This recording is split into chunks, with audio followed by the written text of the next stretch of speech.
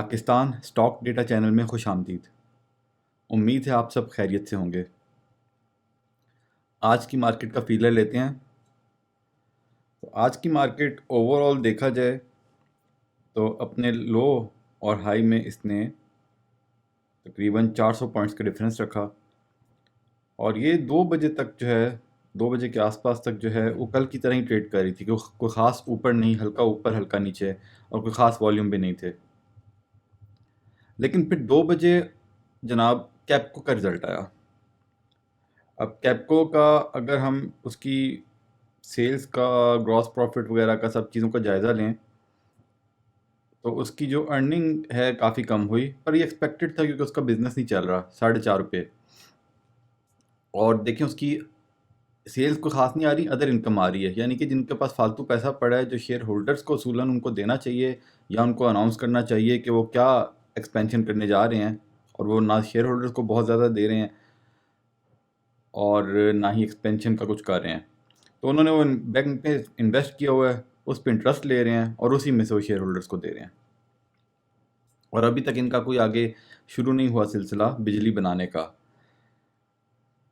लेकिन डिविडेंड इन्होंने दिया, एक्सपेक्ट लोग तकरीबन 3.5 से 4 कर रहे थे और इन्होंने ₹5 का डिविडेंड दे दिया। तो वो डिविडेंड जो है मार्केट की एक्सपेक्टेशन से ज़्यादा था, इसलिए इसमें फिर एक रैली बनी, बल्कि रैली क्या बनी कि फ़ौरन ही अपर लॉक हो गया। और उसके बाद मार्केट में पता नहीं बाकी शेयर्स को भी क्या हो गया कि जैसे कि बाकी शेयर्स ने भी ₹5 का डिविडेंड दे दिया, तो बहुत सारे शेयर इस तरह ऊपर चले गए। लेकिन इसमें भी आज इन्होंने वही गंद घोला जो उन्होंने एलपीएल में घोला था, फिर एनसीपीएल में घोला था। एलपीएल में गंद डाल के उन्होंने ऊपर ले गए थे और एनसीपीएल में गंद डाल के नीचे। तो ये देखें यहाँ पे एकदम जो है ना 11:30 से लेके, हाँ, ये 10-15 मिनट के अंदर अंदर ₹24 से इसको 22, नीचे ये देखें ₹22 के आसपास ही ले गए। 22.10 का लो लगा, वहाँ पे लोगों ने अपने स्टॉप लॉस लगाए होंगे, सबके हिट हो गए और 10-15 मिनट में अंदर अंदर 24 से 24 लेके पता नहीं कितना वहाँ पे कमा लिया उन्होंने।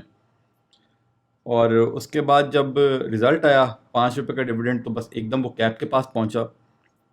लेकिन ये है कि क्योंकि हमने भी वैसे इसमें से 25-50 के आसपास ही एग्ज़िट किया था, लेकिन उस टाइम पे हमें भी लगा कि रिज़ल्ट थोड़ा एक्सपेक्टेशन से बेहतर है। कुछ शेयर हमने ख़रीद लिए वहाँ पे लॉक लगने से पहले और फिर उसके बाद लॉक लग गया। अब इसमें असल में बात ये है कि देखें, हमारी पुरानी कैप्को की वीडियोस आप उठा के देख लें लॉन्ग टर्म के लिए, हम इसके बारे में क्या कहते हैं, बार बार अब हम रिपीट नहीं करेंगे। लेकिन अगर शॉर्ट टर्म में देखें तो इसमें चांसेस ये हैं कि कम से कम एक कैप तो और लगेगा कल। लेकिन आज भी पहले कैप लगा, उससे खुला, फिर वापस कैप लगा।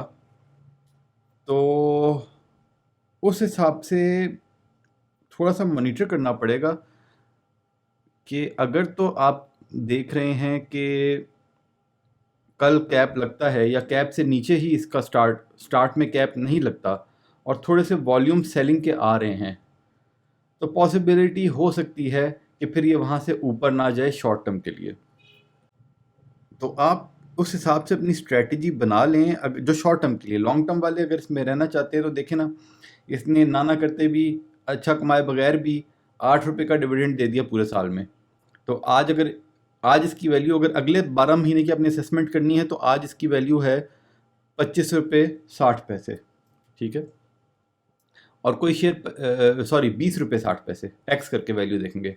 और कोई शेयर जो 20 या ₹21 का है और साल में वो ₹8 का डिविडेंड दे रहा है, तो 35% से ऊपर का यील्ड बनती है। तो लॉन्ग टर्म वाले तो बैठे रहें। शॉर्ट टर्म वाले देख लें कि अगर तो कल सेलिंग वॉल्यूम ज़्यादा आता है ऊपर वाली प्राइस पे, तो फिर वो बेशक निकलना चाहें तो निकल जाएं, और अगर कल ना आया तो हमें पूरी उम्मीद है कि परसों इसमें सेलिंग आ जाएगी। तो वो उस हिसाब से देख लीजिएगा आपने कहाँ पे इसमें अपना, शॉर्ट टर्म वालों ने अगर प्रॉफिट बुक करना चाहते हैं तो कर लें। बाकी स्टॉक मार्केट है, कोई पता नहीं, उनका दिल करे यहाँ से भी 3-4 गैप लगा दें, लेकिन बज़ाहिर इसमें लगता नहीं, क्योंकि उसकी मेन वजह यही है कि अभी तक इसका बिज़नेस दोबारा चल नहीं रहा। और अगर हम अपनी वो वीडियो देख लें जो पावर सेक्टर की हमने बनाई थी, तो उसमें जो है ये देखें यहाँ पे जो हुकूमत से पैसे इनको मिले थे वो ट्रांसलेट हो रहे थे 4.83 पर शेयर में, तो उसमें उन्होंने 17 पैसे डाल के सारे के सारे दे दिए। इसका मतलब ये है, और इन्होंने जो टोटल इनको रिसीवेबल्स हैं वो 35 रुपये के हैं हुकूमत से। अब इसका मतलब ये है कि अगर मान लें कि इनका बिज़नेस नहीं भी चलता आगे, अगर इनका कॉन्ट्रैक्ट किसी वजह से रिन्यू नहीं होता, तो हुकूमत आहिस्ता आहिस्ता अगले 2-3 सालों में ये पैसे इनको देगी। देखें बिजली महंगी की है तो देने तो पड़ेंगे ना, इसीलिए महंगी कर रहे हैं ताकि पावर कंपनीज़ को दें। तो ये उस हिसाब से उम्मीद लगाई जा सकती है कि अगर इसका सेल्स का कॉन्ट्रैक्ट रिन्यू ना भी हो, इससे बिजली ना भी ख़रीदी जाए, तो भी ये 8-1 रुपये का डिविडेंड अगले 2-3 साल तक दे सकता है। तो उस हिसाब से उस चीज़ को माइंड में रख के आप इस पे अपना फ़ैसला कर लें कि अभी इसमें आपने लॉन्ग टर्म में होल्डिंग करना चाह रहे हैं तो लॉन्ग टर्म में कंटिन्यू रखें, और शॉर्ट टर्म वाले हैं वो देख लें कल या परसों कहाँ पे वो प्रॉफिट बुक करना चाहते हैं। उन्होंने बताया कि 5 रुपये का इजाफी डिविडेंड दिया और 3.5 दे, पूरे साल में 8.5 का डिविडेंड बना। तो इसके बाद जो है ना पूरी मार्केट में आग लग गई, और OGDC में भी काफ़ी एकदम बाइंग आनी शुरू होगी। हालांकि कोई ताल्लुक नहीं है OGDC का इससे, लेकिन बस वो मार्केट में बाइंग आती है तो लोग इधर उधर से शुरू हो जाते हैं। सारा दिन ये प्रेशर में रहा, आखिर में देखें एकदम जो है ना कोई 1.5 रुपये ऊपर चला गया यहाँ से आखिरी आधे घंटे में। लेकिन बहरहाल बज़ाहिर अगर 1 महीने का देखें तो उस हिसाब से अभी भी थोड़ा डाउन ट्रेंड में ही है, लेकिन ये भी हो सकता है कि यहाँ से अभी अप ट्रेंड पकड़ रहा हो, क्योंकि ये वाला इसका जो लो लगा आज, ये पिछले लो से थोड़ा ऊपर था। तो लेट्स सी। अच्छा जी, ये हो गया, ये हो गया, ये हो गया। अच्छा, साजियो का रिज़ल्ट आना था, लेकिन उसकी वो पहले से पता था क्योंकि बोर्ड मीटिंग 2:45 बजे थी, तो काफ़ी उम्मीद थी कि आज रिज़ल्ट नहीं आएगा। लेकिन उसको भी ये कैप्को के रिज़ल्ट के आसपास ही उसमें भी मूव आनी शुरू होगी, और क्लोजिंग उसकी कैप पे हुई है। अब इसके देखें 2 दिन से कैप लगे हैं इसमें, तो हमने तो इसको इस तरफ तो जो दिलाई थी कि बोर्ड मीटिंग आने वाली और ये अच्छा दे सकते हैं पे आउट। बहरहाल हमने क्योंकि इसकी 67 पे ख़रीदा हुआ था, हमने इसमें अपना मैक्सिमम होल्डिंग बेच दी। बस 1,1200 शेयर्स रखे हुए हैं कि कल अगर अच्छा रिज़ल्ट आ गया और अच्छा पे आउट आ गया तो बस थोड़ा सा वहाँ से मुनाफा कमा लेंगे, वरना हम 10% तो इसमें मुनाफा कमा ही लिया थोड़े से दिनों में। उसके बाद TPLP देखें तो TPLP का भी कल सुबह सुबह रिज़ल्ट आएगा, और इसमें भी आखिरी कुछ टाइम पे वॉल्यूम लगा, लेकिन अब इट ऑल डिपेंड्स कि अगर तो इन्होंने कोई 10% उम्मीद नहीं है कि डिविडेंड दें, और 2 रुपये का डिविडेंड दे चुके हैं। अगर खुदा ना खास्ता कुछ भी पे आउट नहीं दिया तो लोड लॉक हो सकता है कल ओपनिंग के साथ ही। अगर 10% बोनस दिया तो फिर भी हो सकता है नीचे आए। 20% बोनस या उससे ऊपर दिया तो फिर इसमें हमें बज़ाहिर लग रहा है कि तेज़ी रहेगी, बल्कि 20% या उससे ऊपर का बोनस अगर दिया तो कैप भी हो सकता है। तो बहरहाल ये तो कल ही पता लगेगा कि क्या करते हैं। अब इसमें कुछ हो नहीं सकता, ना कोई ख़रीद सकता और किसी के पास पड़े तो वो बेच भी नहीं सकता। रिज़ल्ट सुबह प्री ओपन में आ जाएगा। तो जिनके पास है वो अल्लाह से दुआ करें कि अच्छा डिविडेंड, अच्छा बोनस दे दें, कोई 30% का बोनस तो कम से कम दे दें। अच्छा जी, बहरहाल अगर इसमें जो है ना हमारे पास भी कुछ इसकी होल्डिंग पड़ी है अभी ना, तो अगर मिसाल के तौर पे इन्होंने कल कोई पे आउट नहीं दिया, ठीक है, और इसको लोड लॉक लग जाए, तो फिर भी इसको हमारे वर्किंग के मुताबिक बेचना नहीं बनता, क्योंकि कंपनी ने इसको ख़रीदना है। तो ये उनकी स्ट्रेटजी भी हो सकती है, उन्होंने कुछ बाइंग की है, लेकिन ये भी उनकी स्ट्रेटजी हो सकती है कि वो इसमें कुछ ना दें ताकि लोग बेचें और वो उसको नीचे ख़रीद लें। तो वो फिर आप अपनी मर्ज़ी से अपना फ़ैसला ख़ुद कीजिएगा अगर इस किस्म का कुछ होता है। तो अगले 6 महीने का टाइम फ्रेम लगा के देखें, तो अगर कल लोड लॉक लगता है तो फिर भी हमें लगता है कि बेचना नहीं बनता। बहरहाल आपकी अपनी मर्ज़ी है, हम नहीं बेचेंगे। और अगर अपर लॉक लग जाए तो फिर फिर तो चांदी हो जाएगी, और फिर उस पे आउट के हिसाब से फ़ैसला करना पड़ेगा कि अब अपर लॉक पे बेचना है या और इंतज़ार करना है। अच्छा, इसी तरह जैसे जिस साजियों में हुआ, अब ये दो शेयर्स भी हम आइडेंटिफाई कर चुके हैं, लाजमी नहीं इनमें ऐसा हो, लेकिन एक TGL है, इसमें भी पॉसिबिलिटी बन सकती है। इनकी अभी तक बोर्ड मीटिंग अनाउंस नहीं हुई, क्योंकि ये भी देखें ना, काफ़ी 90 के आसपास जाके तकरीबन 10 रुपये नीचे आया है। साजियो भी इसी तरह 10-12 रुपये ऊपर जाके 80 के पास जाके वो 66 तक आया, और फिर उसमें दो कैप्स लगे। तो ये TGL भी हो सकता है और नेटसॉल, कि जब इनकी बोर्ड मीटिंग अनाउंस हो तो या तो उसी दिन इनमें मूव कोई बने, और अगर नहीं बनती तो रिज़ल्ट आने तक, अनाउंसमेंट तक, इनमें भी साजियों की तरह की मूव बन सकती है। और ख़ुसूसन अगर साजियों ने भी कल कोई 20-30% बोनस दे दिया, तो फिर वो लोग, वही बात है ना कि फिर एंटिसिपेट कर लेते हैं, हालांकि बिल्कुल मुख्तलिफ कंपनी हैं, तो वो पॉजिटिव हो जाएंगे कि यार शायद नेटसॉल और जो है आपका नेटसॉल ना भी सही, क्योंकि नेटसॉल की हिस्ट्री नहीं है उसका, तो हमने आपको रीज़न बताया था ना कि ऑथराइज कैपिटल इंक्रीज़ किया है, लेकिन TGL से उम्मीदें लोगों की ज़्यादा हो जाएंगी। बल्कि ये भी हो सकता है कि अगर कल साजियों ने कोई 20-30% बोनस दिया, तो TGL की बोर्ड मीटिंग ना भी अनाउंस हो, फिर भी उसमें भी मूव बन जाए। लेकिन अगर साजियों ने गंद किया कोई, तो फिर वो TGL भी नीचे आ जाए। तो उस हिसाब से ज़रा देखिएगा सुबह सुबह कि इसका क्या रिजल्ट आता है, और आपने उस हिसाब से क्या फ़ैसला करना है। अच्छा जी, ट्रीट कॉरपोरेशन की एक न्यूज़ आई कि ये जो है is pleased to announce decision to venture into the shaving foam market, यानी कि नया एवेन्यू एक्सप्लोर करने जा रहे हैं।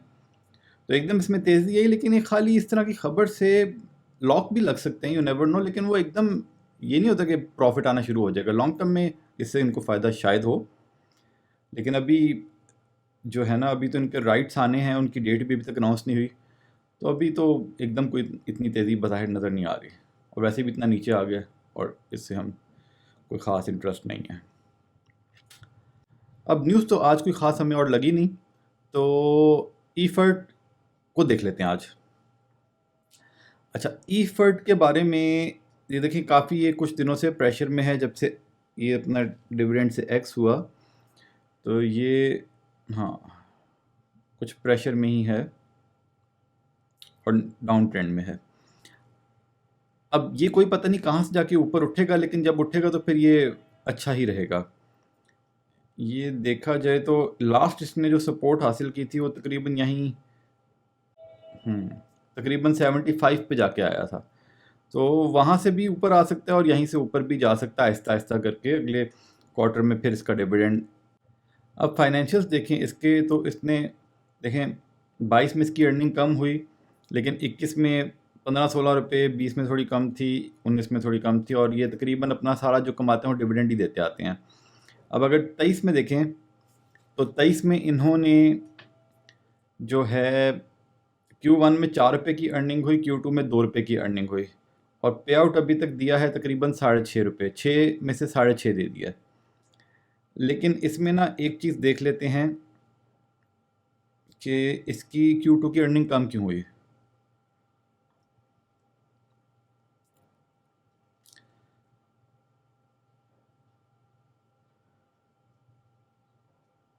हाँ,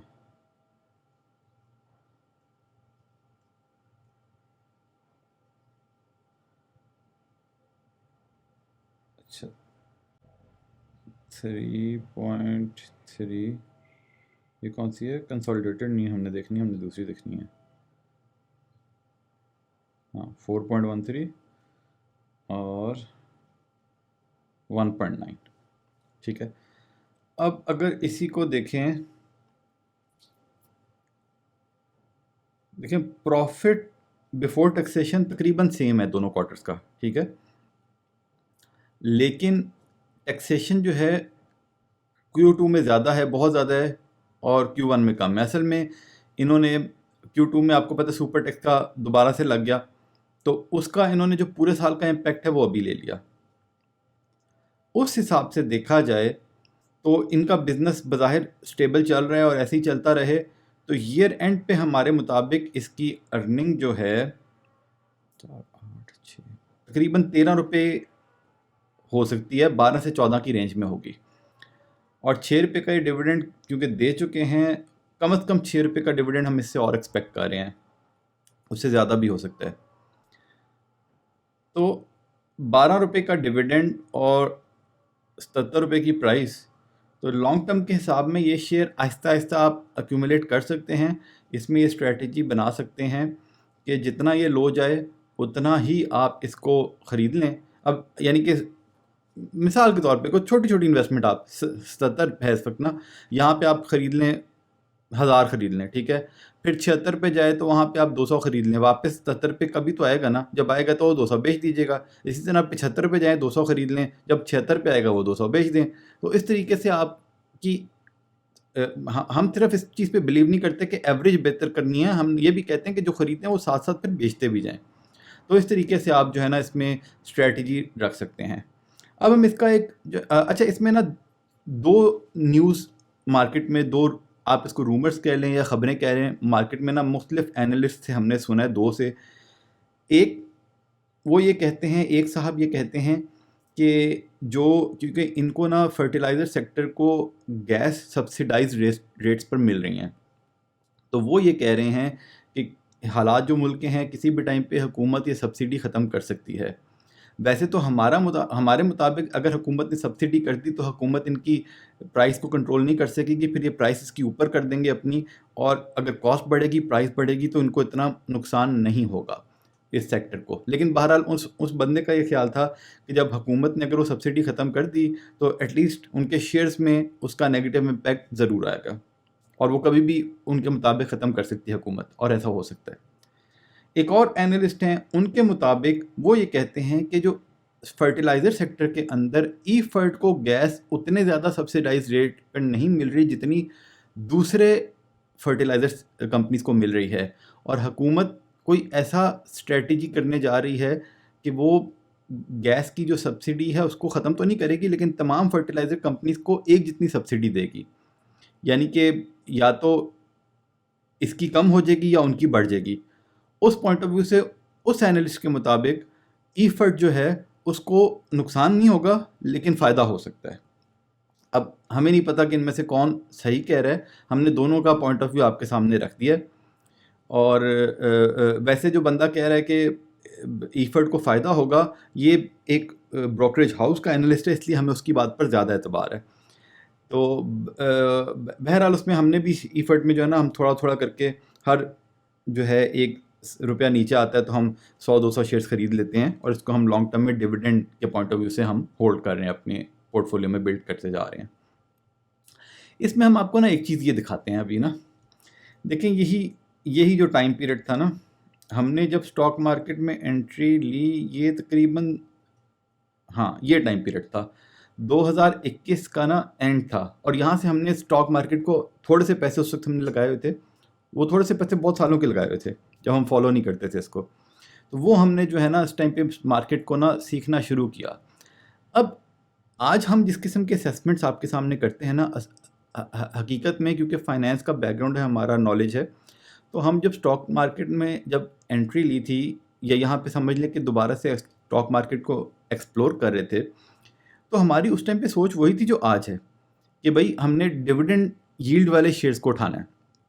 लेकिन वो टाइम पीरियड ऐसा था कोरोना के बाद वाला कि जब स्टॉक मार्केट में हर फजूल शेयर चल रहा था, वो 10 से 50 पे पहुंच जाता था, और जितने भी अच्छे शेयर थे उनकी वैल्यू बढ़ती नहीं थी, बल्कि कम होती जा रही थी। कम से कम OGDC देख लें, PPL देख लें, जितने भी डिविडेंड वाले शेयर हैं, कैपको वो पीछे 90 तक था, 90 से 30 रुपये पे 17 रुपये पे आ गया, तो सारे अच्छे अच्छे शेयर्स को गिराया जा रहा था। तो हम भी, आप ये समझ लें कि उन लोगों के ट्रैप में आ गए, हमने भी सोचा कि यार क्या फ़ायदा अच्छे शेयर लेने का, हमारा भी जो हमारी बेस बनी हुई थी वो सारी बेस डिस्टर्ब हो गई। तो हमने भी यहाँ पे जो है ना, अब हकीकत में हम आपको बता रहे हैं, हमने जितने भी पैसे स्टॉक मार्केट में इन्वेस्ट करने थे ना, हमने सोचा था कि हम अपनी 25% ऑफ द पोर्टफोलियो जो है ना ई फर्ट में डालेंगे, क्योंकि उस टाइम पे सबसे बेहतरीन ये स्टॉक था, और कोई इसके किसी शेयर की इतनी डिविडेंड यील्ड उस वक्त नहीं थी जितनी इसकी थी। ठीक है, ये 60 रुपये पे था, और ये कोई जो है ना वही 10 रुपये का डिविडेंड दे रहा था, और वो 18% की डिविडेंड यील्ड बन रही थी, जो कि हमारे मुताबिक बहुत ही आउटस्टैंडिंग थी, और किसी शेयर की उस तरह की यील्ड नहीं थी। बैंकिंग सेक्टर को हम फॉलो नहीं करते इसलिए उसका नहीं पता, लेकिन बाकी कोई नहीं थी। लेकिन हमने इन्हीं लोगों की बातों में आके हमने जो है ना ई फर्ट वहाँ पे नहीं उठाया। ठीक है, अब सिर्फ एक में हम आपको ये असेसमेंट बताने लगे हैं, और उसमें वहाँ पे जो हमने शेयर्स खरीदे वो हमारे अभी वो सारा का सारा पोर्टफोलियो हमारा 4 महीने तक पहले भी हम लॉसेज में ही थे, ठीक है। अगर हमने यहाँ पे अपना पोर्टफोलियो के 25% हमने ईफर्ट में उठाए होते 60 रुपये पे, या चलो 62 कर लेते हैं, 62 कर लेते हैं, ठीक है। अब 62 पे अगर हमने वो शेयर्स उठाए होते, ठीक है, तो ये है जी दिसंबर 2020। हम एक दफ़ा पे आउट चेक कर लेते हैं दिसंबर 2020 के बाद इसने कितने पैसे दिए। देखें 4 4 8 12 17 20.5 21 26 29 34 तकरीबन 40 रुपये का डिविडेंड उसके बाद ये दे चुका है, ठीक है। अगर हमने वो 62 रुपये पे लिया होता और 40 रुपये का डिविडेंड मिल जाता तो हमारी कॉस्ट बनती 22 रुपये। आज की तारीख में हमारी कॉस्ट बनती 22 रुपये और इसकी वैल्यू है 77 रुपये। यानी कि हमने जो इन्वेस्टमेंट की होती वो आज कहाँ से कहाँ पहुँच गई होती। बल्कि इस तरह नहीं, वो इन्वेस्टमेंट की परसेंटेज निकालने के लिए हम 62 में से माइनस नहीं करते, 77 में ऐड करते हैं, तो ये बने 117 और 62, यानी कि तकरीबन दुगनी हो गई होती हमारी वो 25% पोर्टफोलियो की वैल्यू। और वो दुगनी, बल्कि बीच में देखें ना, ये तो 100 के आसपास भी चला गया था। ये और बात है, लॉन्ग टर्म में फिर हम बेचते ना, जो भी है, लेकिन हमारी वैल्यू जो है कहाँ से कहाँ पहुँच गई होती अगर सिर्फ हमने अपनी अकल का उस वक्त इस्तेमाल किया होता और दूसरों के पीछे ना भागे होते। बहरहाल जो पास्ट में हो जाए उस पर पछताना नहीं होता, उस पर अफसोस नहीं करना होता, बल्कि उससे सीखना होता है, ठीक है। इसीलिए हम आज इन्हीं पे फोकस करते हैं, और आज हम जिन शेयर्स में डिविडेंड यील्ड की बेस पे ट्रेडिंग कर रहे हैं, और उनमें से कुछ शेयर्स ऐसे हैं जो ऑलरेडी, जो हमने जहाँ से प्राइस बताई थी वहाँ से वो डबल ऑलरेडी हो चुके हैं। ये और बात है, सब कुछ आप एक ही शेयर में इन्वेस्ट नहीं करते, तो पोर्टफोलियो तो ज़ाहिर बात है इतना ऊपर नहीं किया, पोर्टफोलियो में तभी लॉसेज रिकवर हुए हैं और थोड़े थोड़े प्रॉफिट आने शुरू हुए हैं, लेकिन बीच बीच में इंडिविजुअल शेयर्स हुए हैं। तो कहने का मकसद ये है कि अच्छे शेयर्स को अच्छे वक्त में आइडेंटिफाई करके उसमें आप इन्वेस्ट कर दें और 2-3 साल बाद देखें कि आपकी पोर्टफोलियो कहाँ पे पहुँच जाता है। लेकिन अगेन उसके लिए वही है कि ये हर शेयर इस तरह का इतना अच्छा नहीं होता, तो आपको आइडेंटिफाई करने हैं अच्छे शेयर्स, और अगर आपको पता लग जाए, अच्छे शेयर्स मिल जाएं आपको, ये हर एक ने अपना अपना फ़ैसला खुद करना होता है। हम असेसमेंट करके ज़रूर रखते हैं, बाकी फ़ैसला आपने करना है। और अगर आपको पूरा यकीन है किसी शेयर के अच्छे होने पे, तो आप उसमें आंखें बंद करके थोड़ी फालतू इन्वेस्टमेंट भी कर दें और फिर रख के बैठ जाएं, फिर देखें 2-3 साल बाद क्या आपको कहाँ तक फ़ायदा उसमें होता है। तो ये बहरहाल जो है ये हिसाब किताब है। तो ये देखें तकरीबन जो है ना, हाँ तकरीबन 2 साल, 1.5 साल से ज़्यादा हो गया है ये यहाँ से 74.5 से नीचे नहीं गया, और इसके क्योंकि प्रॉफिट भी ठीक चल रहे हैं कंटिन्यू। और देखें ईपीसीएल के साथ तो फ़र्क हुआ ना कि वो पीवीसी की प्राइसेस वर्ल्ड में बढ़ी, तो इस वजह से उसके डिविडेंड ईफर्ट जैसे हो गए और वो काफ़ी ऊपर चला गया। लेकिन पीवीसी की प्राइसेस जब कम हो गई तो वो नीचे आ गया। लेकिन फर्टिलाइज़र का स्कोप पाकिस्तान में इतनी जल्दी कम होने वाला नहीं है, तो उस हिसाब से ईफर्ट इस प्राइस पे आप आहिस्ता आहिस्ता क्यूमुलेट करके लॉन्ग टर्म के लिए अपने पोर्टफोलियो का हिस्सा बना सकते हैं। तो ये हो गया जी आज का प्रोग्राम। ये कोई बाय सेल कॉल नहीं है, शेयर्स खरीदने और बेचने का फैसला आपने खुद करना है, क्योंकि मुनाफे में मौज अपनी अपनी और नुकसान में दौड़ अपनी अपनी। तमाम डेटा को PSX की साइट से वेरीफाई करें, फिर अपना फैसला करें। अगर वीडियो पसंद आई तो शेयर, लाइक, सब्सक्राइब कर दें। खुश रहें, अल्लाह के हवाले।